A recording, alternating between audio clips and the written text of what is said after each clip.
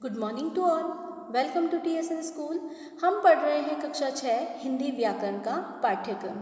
आज हम आपकी पाठ्य पुस्तक से पाठ 5 पढ़ेंगे, संधि। संधि के पिछले भाग में हमने देखा कि संधि किसे कहते हैं, संधि का शाब्दिक अर्थ क्या है। संधि का शाब्दिक अर्थ है मेल। संधि किसे कहते हैं, दो समीपवर्ती वर्णों में के मेल से जो परिवर्तन आता है उसे संधि कहते हैं। इसके 3 भेद होते हैं, स्वर संधि, व्यंजन संधि और विसर्ग संधि।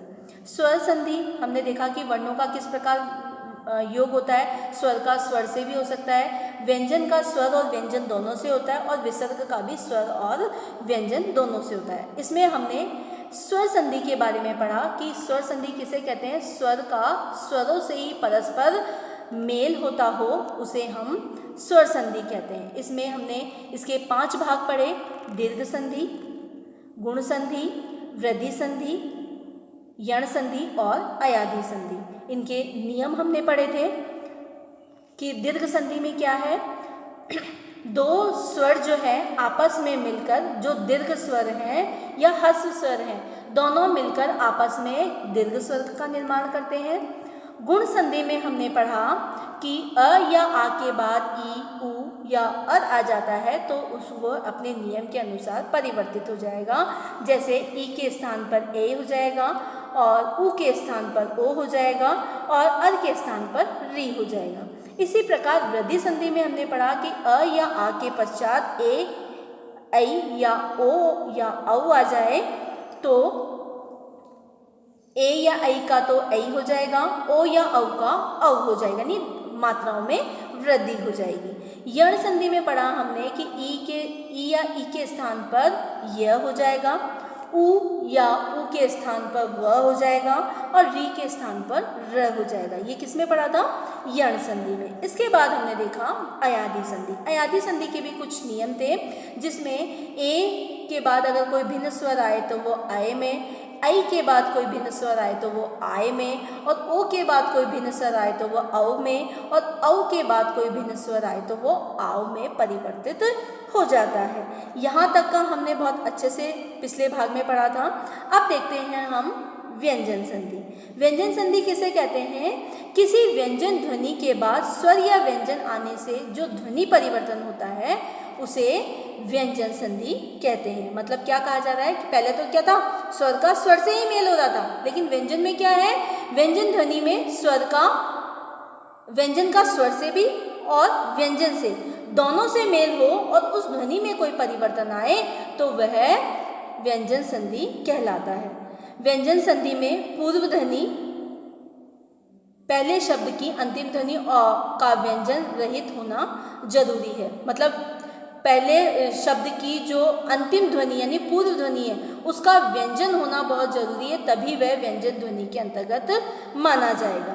अगर पहली जब पूर्व ध्वनि है उसका अंतिम वर्ण स्वर हुआ तो वो व्यंजन ध्वनि में नहीं गिना जाता है। इसमें कहा गया है कि व्यंजन संधि में पूर्व ध्वनि का व्यंजन रहित होना जरूरी है, उसके अंदर व्यंजन होना चाहिए। देखिए इसमें त या द के पश्चात ज या छ आ जाए तो त द ज में परिवर्तित हो जाता है। जैसे सत प्लस जन्म सज्जन, ठीक है।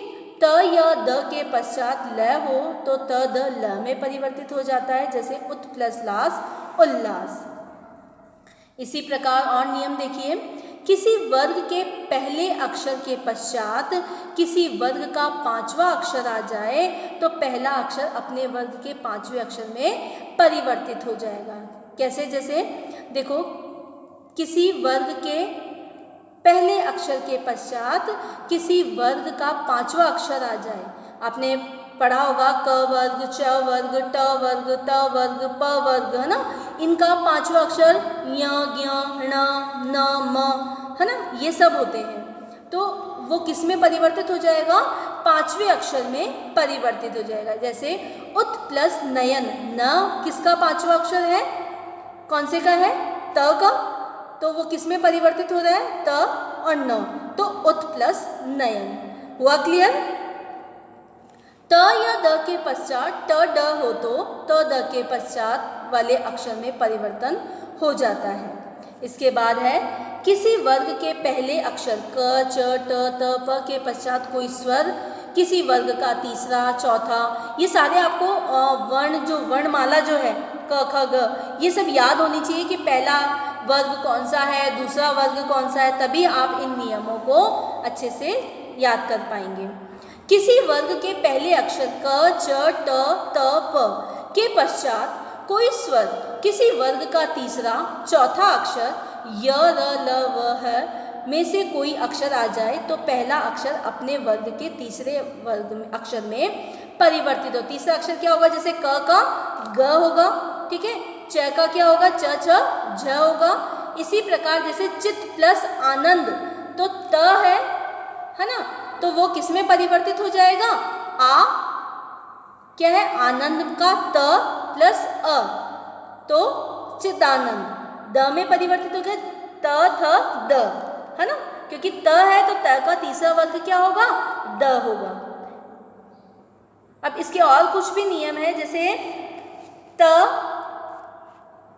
द के पश्चात है हो तो दोनों को मिलाकर दूध हो जाता है।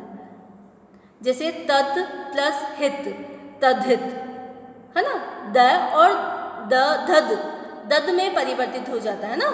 इसी प्रकार त और द के पश्चात श आ जाए तो दोनों मिलकर छ में परिवर्तित हो जाता है। उच्छ्वास, है ना, त और श दोनों, अगर त और द के बाद श आ जाए तो वो किस में परिवर्तित हो जाएगा? च और छ में परिवर्तित हो जाएगा। और त और द के बाद च, छ हो तो त, द की जगह क्या हो जाएगा? च हो जाएगा। त और द हो और उसके बाद च और छ आ जाए तो वो किस में परिवर्तित होगा? च में परिवर्तित होगा। इसके अलावा इसके और भी नियम दिए गए हैं, जैसे प्रथम पद का अंतिम वर्ण म हो और उसके पश्चात दूसरे पद का प्रथम वर्ण स्पर्श व्यंजन य, र, ल, व या श, स, स, ह में से कोई वर्ण हो तो म की जगह अनुस्वार या बाद वाले वर्ण का पांचवा अक्षर हो जाएगा। या तो अनुस्वार लग जाएगा या बाद वाले का पांचवा अक्षर। पांचवा अक्षर कौन सा होगा? वही ञ, ज्ञ, न, म, ठीक है ना। इसके बाद है पूर्व ध्वनि, यानी प्रथम शब्द की अंतिम ध्वनि स्वर है और पर ध्वनि यानी द्वितीय शब्द का प्रथम ध्वनि छ है तो छ के स्थान पर उच्च हो जाएगा। अच्छा, है ना। इसके बाद है ए, आ को छोड़कर किसी स्वर के पश्चात स आ जाए तो स के स्थान पर श हो जाता है। अभिषेक, अभिषेक, ये समझ में आया आपको? ये नियम आपको बार बार पढ़ने पड़ेंगे, है ना। पढ़कर आप इनके एग्जाम्पल करें, इसी के आधार पर ही आप इसे अच्छे से समझ पाएंगे। आया समझ में? जैसे ये अनुस्वार है, अनुस्वार क्या है? सभी स्वरों पर लगता है तो ये व्यंजन ध्वनि। अनुस्वार क्या है? व्यंजन ध्वनि है, लेकिन ये क्या लगेगा? व्यंजन का जो अंतिम वर्ण होगा, क वर्ग का अंतिम ञ, है ना, च वर्ग का अंतिम ज्ञ, है ना, ट वर्ग का ण, न, म, ये जो वर्ण है इन्हीं को हम अनुस्वार के रूप में शब्दों के साथ प्रयुक्त करते हैं। इसके बाद आपका तीसरा जो भेद है वो है विसर्ग संधि। किसी भी शब्द के अंत में लगे विसर्ग के पश्चात स्वर या व्यंजन आने से विसर्ग में जो बदलाव आता है उसे विसर्ग संधि कहते हैं। विसर्ग संधि के कुछ नियम हैं, देखिए। विसर्ग से पूर्व ई या उ हो तो बाद में क, ख, ट, ठ, प, फ में से कोई वर्ण आ जाए तो विसर्ग की जगह श हो जाता है। क्या कह रहा है? विसर्ग से पूर्व ई या उ हो तो और उसके बाद क, ख, ट, ठ, प, फ, है ना, तो उसमें कोई वर्ण आ जाए तो विसर्ग की जगह क्या हो जाएगा? श हो जाएगा। नी या ऊ होना चाहिए, मतलब मात्राएं ऐसी होनी चाहिए, तो उस विसर्ग के बाद क्या लग जाएगा? श लग जाएगा, आधा श। इसके बाद दूसरा नियम देखिए, विसर्ग से पूर्व ए या आ को छोड़कर अन्य कोई स्वर आए तो बाद में कोई स्वर या विसर्ग का किसी वर्ग का तीसरा, चौथा, पांचवा या य, र, ल, व में से कोई वर्ण आ जाए तो विसर्ग र में परिवर्तित हो जाता है। जैसे निहि प्लस आहार, आ रहा है ना, तो निराहार। इसके बाद निहि प्लस गुण निर्गुण, है ना। तीसरा वर्ग भी होता है, चौथा भी हो सकता है, कोई सा भी वर्ग आ सकता है। इसी के साथ विसर्ग से पूर्व यदि अ हो और बाद में भी अ किसी वर्ग का तीसरा, चौथा या पांचवा हो अथवा य र ल व में से कोई वर्ण आ जाए तो उस विसर्ग के स्थान पर ओ हो जाता है। जैसे मनः प्लस रथ, मनोरथ, ओ की मात्रा आ गई। चौथा नियम देखिए, विसर्ग के पश्चात श स आने पर विसर्ग अपने बाद आने वाले वर्ण में परिवर्तित हो जाता है।